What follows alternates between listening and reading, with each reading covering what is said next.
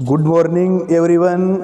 सभी स्टूडेंट्स का एक बार पुनः मैं हमारे महाविद्यालय के इस यूट्यूब चैनल पर हार्दिक अभिनंदन एवं स्वागत करता हूं। अगर किसी ने भी हमारे महाविद्यालय के इस यूट्यूब चैनल को सब्सक्राइब नहीं किया है तो सब्सक्राइब कर लेना, ताकि आपको जो नए वीडियो है उनकी अपडेट मिलती रहे और आप प्रतियोगी जो परीक्षा है उसके लिए आपके लिए लाभदायक हो। हम जो BA फाइनल ईयर की जो बुक है हमारी 5 साथी राजनीतिक विचारक वेस्टर्न पॉलिटिकल थिंकर्स, इसमें हम 5 साथी राजनीतिक विचारों का अध्ययन कर रहे हैं। सबसे पहले हमने प्लेटो का अध्ययन किया, उसके बाद में अरस्तु, संत ऑगस्टाइन, उसके बाद में मैकियावेली, और आज हम जो थॉमस हॉब्स ब्रिटेन के एक प्रमुख राजनीतिक विचारक है इनका अध्ययन करेंगे। थॉमस हॉब्स है, इनका जीवन 1588 में इनके जीवन की शुरुआत हुई थी और 1679 तक ये रहे थे। वैसे थॉमस हॉब्स है, इनका जन्म है वो 1588 में। थॉमस हॉब्स का जन्म कब हुआ था? 1588 में। कहाँ हुआ था? ब्रिटेन में मोलमेसबरी के जो वेस्टपोर्ट नामक जगह पे हुआ था। थॉमस हॉब्स है कहाँ के थे? ब्रिटेन के थे, इस बात का ध्यान रखना है। प्लेटो और अरस्तु दोनों कहाँ के थे? यूनान के थे। संत ऑगस्टाइन का हमने अध्ययन किया था। मैकियावेली वो कहाँ के थे? इटली के थे।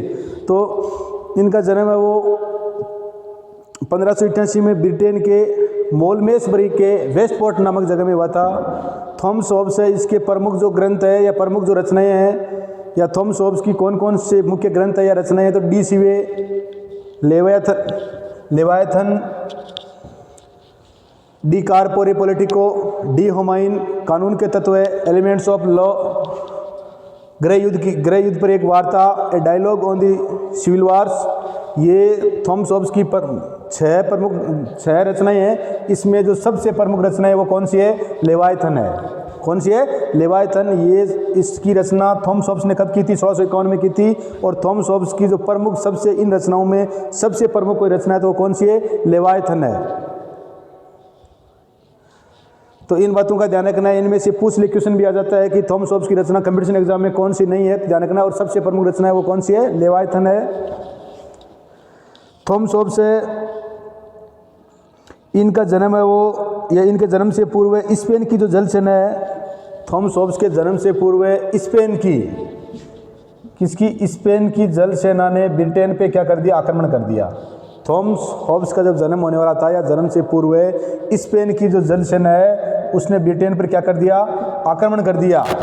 तो इसीलिए थॉमस हॉब्स है, इनके जन्म के पूर्व स्पेन की जो जल सेना है उसने इंग्लैंड पर आक्रमण कर दिया। और इस भय के वातावरण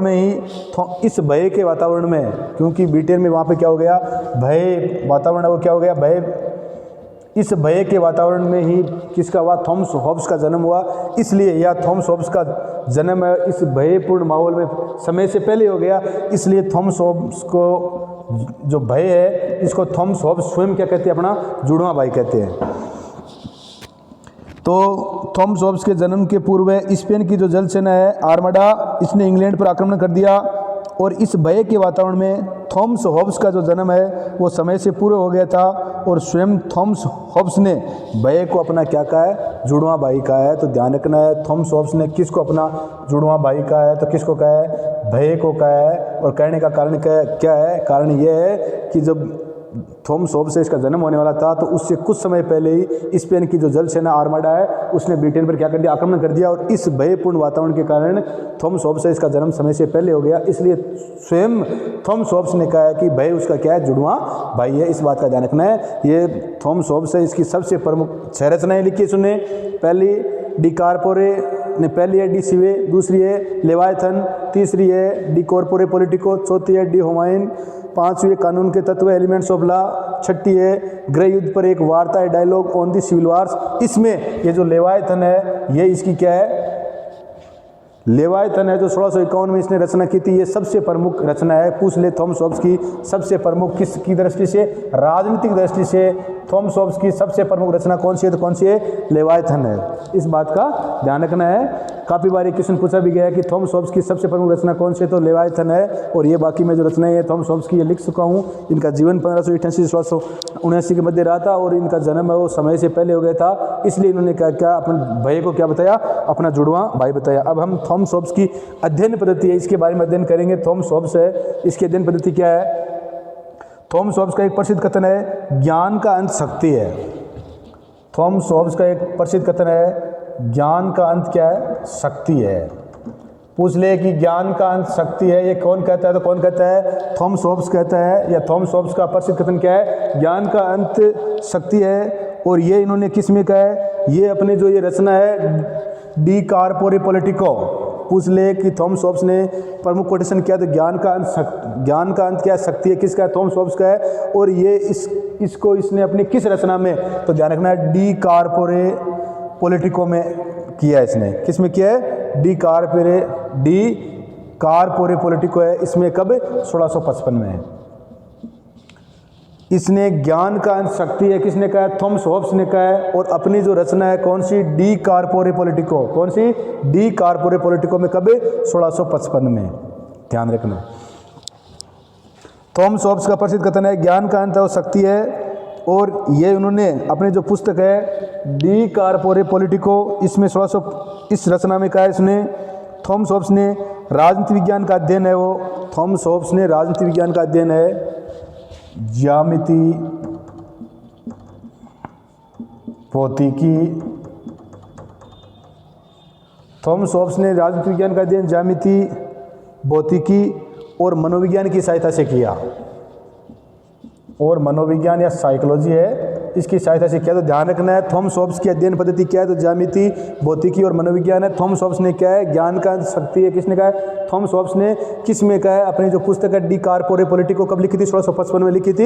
इसमें कहा है। और थॉमस हॉब्स है इसने ज्यामिति, भौतिकी और मनोविज्ञान साइकोलॉजी की सहायता से है वो राजनीति का अध्ययन किया है। कि थॉमस हॉब्स ने राजनीति का अध्ययन किन की सहायता से किया? तो ध्यान रखना है ज्यामिति, भौतिकी और साइकोलॉजी के माध्यम से थॉमस हॉब्स ने राजनीति का अध्ययन किया है।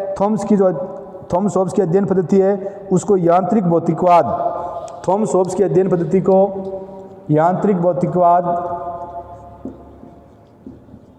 थॉमस हॉब्स की अध्ययन पद्धति को यांत्रिक भौतिकवाद या वैज्ञानिक भौतिकवाद भी कहा जाता है। क्या कहा जाता है? वैज्ञानिक भौतिकवाद भी कहा जाता है। थॉमस हॉब्स इसके अध्ययन पद्धति को यांत्रिक भौतिकवाद या वैज्ञानिक भौतिकवाद भी कहा जाता है। थॉमस हॉब्स का यांत्रिक भौतिकवाद मार्क्स के जो द्वंद्वात्मक भौतिकवाद है उससे अलग है। हॉब्स के अनुसार भौतिक अणु, थॉमस हॉब्स कहता है जो भौतिक अणु होते हैं वो क्या होते हैं? स्वतः गतिशील होते हैं। थॉमस हॉब्स कहता है कि जो भौतिक अणु है वो क्या होते हैं? स्वतः गतिशील होते हैं। जबकि मार्क्स का मानना था कि जो अणु होते हैं उनको बाहर से गति प्राप्त होती है। ये फर्क है। जो कार्ल मार्क्स का द्वंद्वात्मक भौतिकवाद है उसमें तो क्या है कि उनको बाहर से गति मिलती है, जबकि जो थॉमस हॉब्स के अणु है या भौतिक जो ये है इसमें ये क्या कहता है कि उनको अपने आप में स्वतः गतिशील है। ये थॉमस हॉब्स है वो भौतिकवादी विचारक है। थॉमस हॉब्स के अनुसार व्यक्ति और संपूर्ण विषय, थॉमस हॉब्स कहता है कि व्यक्ति और संपूर्ण विषय है ये भौतिक जो अणु है उनसे निर्मित है।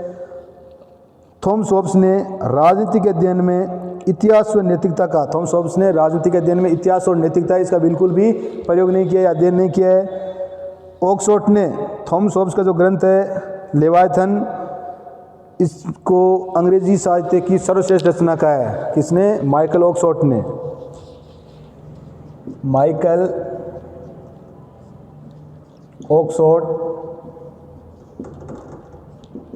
माइकल ऑक्सफोर्ड ने थॉमस हॉब्स की जो रचना है लेवायथन, इसे लेवियाथन भी कहा जाता है या लेवियाथन एक ही बात है, लेवायथन या लेवियाथन। तो ये लेवायथन जो रचना है इसको माइकल ऑक्सफोर्ड ने अंग्रेजी साहित्य की सर्वश्रेष्ठ रचना का है। सर्वश्रेष्ठ रचना का है। पूछ ले कि जो थॉमस हॉब्स की लेवियाथन बुक है जिसकी रचना इसने राजनीतिक दृष्टि से सबसे महत्वपूर्ण है, रचना 1651 में की थी, इसको अंग्रेजी साहित्य की सर्वश्रेष्ठ रचना कौन कहता है? तो कौन कहता है? Michael Oxford. काफ़ी बार एग्जाम आया गया है और ये भी हम पहले ही अध्ययन कर चुके हैं कि लेवियाथन जो ये बुक है या लेवियाथन जो थॉमस हॉब्स की बुक है ये राजनीतिक दृष्टि से अपनी ये जो 6 ग्रंथ है इसमें सबसे प्रमुख है। और माइकल ऑक्सफोर्ड इस लेवियाथन जो भी रचना है या बुक है इसको या ग्रंथ है इसको अंग्रेजी साहित्य का सर्वश्रेष्ठ साहित्य या अंग्रेजी साहित्य की सर्वश्रेष्ठ रचना कहता है। कौन? Michael Oxford. इस बात का ध्यान रखना है।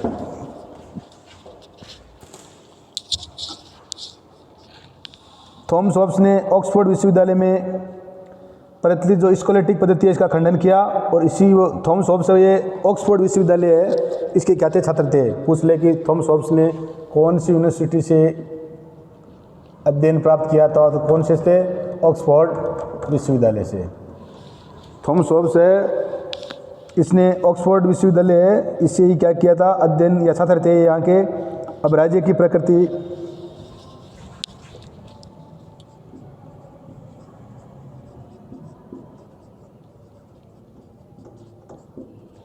थॉमस हॉब्स की राज्य की जो प्रकृति है वो कैसी होनी चाहिए, तो वेपर ने थॉमस हॉब्स की राज्य की प्रकृति को क्या कहा है, यांत्रिक कहा है। वेपर ने थॉमस हॉब्स के राज्य की प्रकृति को क्या कहा है, यांत्रिक कहा है। इस बात का ध्यान रखना है। थॉमस हॉब्स ने राज्य की प्रकृति को क्या कहा है, थॉमस हॉब्स की राज्य की प्रकृति को यांत्रिक किसने कहा, तो किसने कहा था, वेपर ने कहा। इस बात का ध्यान रखना है। राज्य मानव द्वारा निर्मित है, थॉमस हॉब्स कहता है राज्य यांत्रिक है, तो इसको क्या किया गया, बनाया गया है। तो थॉमस हॉब्स भी क्या मानता है, राज्य निर्मित है। राज्य क्या है, निर्मित है, इसका मतलब कृत्रिम है। राज्य मानव द्वारा निर्मित है, ये विचार थॉमस हॉब्स द्वारा, राज्य मानव द्वारा निर्मित है या कृत्रिम है, ये विचार, ये जो आधुनिक युग है इसमें सबसे पहले किसके द्वारा दिया गया, थॉमस हॉब्स के द्वारा दिया गया।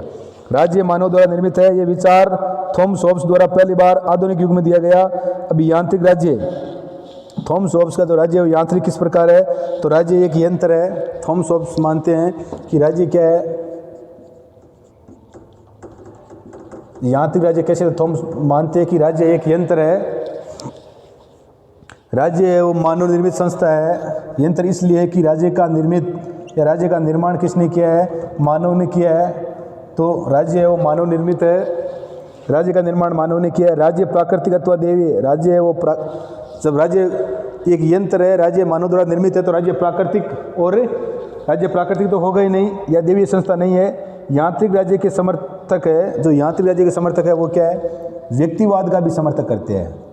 यांत्रिक राज्य के जो समर्थक है वो किसका समर्थन करते हैं, व्यक्तिवाद का। और व्यक्तिवादी एक ऐसी विचारधारा है जो क्या करती है, व्यक्ति को स्वैच्छिक या व्यक्ति को स्वतंत्रता देने की बात करती है। तो आज हमने जो थॉमस हॉब्स है इसके बारे में है अध्ययन किया है। तो सबसे पहले पाश्चात्य राजनीति से जो थॉमस हॉब्स है, इसका समय 1588 से लेकर 1679 तक 93 वर्ष तक इन्होंने अपना जीवन व्यतीत किया था। और इनका जन्म 1588 में ब्रिटेन के मोलमेसबरी में वेस्ट पोर्ट पे हुआ था। इनकी जो रचना है इसमें डी सीवे, लेवायथन, डी कार्पोरे पॉलिटिको, डी होमाइन, कानून के तत्व, एलिमेंट्स ऑफ लॉ, गृह युद्ध पर एक वार्ता है, dialogue on the civil wars. यह थॉमस हॉब्स का जन्म और समय से पहले हो गया था। होने का कारण क्या था, स्पेन की जो आर्माडा की जो जल सेना है उसने ब्रिटेन पर आक्रमण कर दिया था, इसलिए ब्रिटेन का वातावरण क्या हो गया था, भयपूर्ण हो गया था।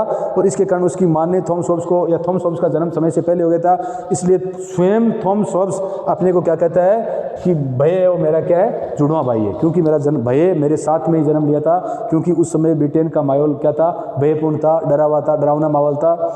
थॉमस हॉब्स है, इसने कहा है कि ज्ञान का अंत क्या है, शक्ति है, ज्ञान का अंत शक्ति है। और ये बात इसने कब की, 1655 में, किसमें, डी कार्पोरे पॉलिटिका में। पूछ ले कि ज्ञान का अंत शक्ति है किसने कहा है, तो किसने कहा है, थॉमस हॉब्स ने।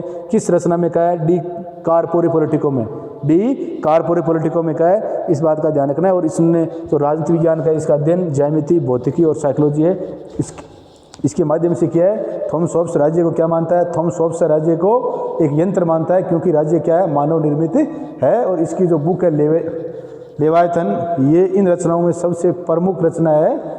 कहीं कहीं इसको लेवियथन एक ही बात है। तो इसका थॉमस हॉब्स है, इनका जो हमारी बुक है पाश्चात्य राजनीतिक विचारक, इसका अध्ययन कर लेना। और वीडियो को लाइक, शेयर और सब्सक्राइब कर देना। जय हिंद, जय भारत।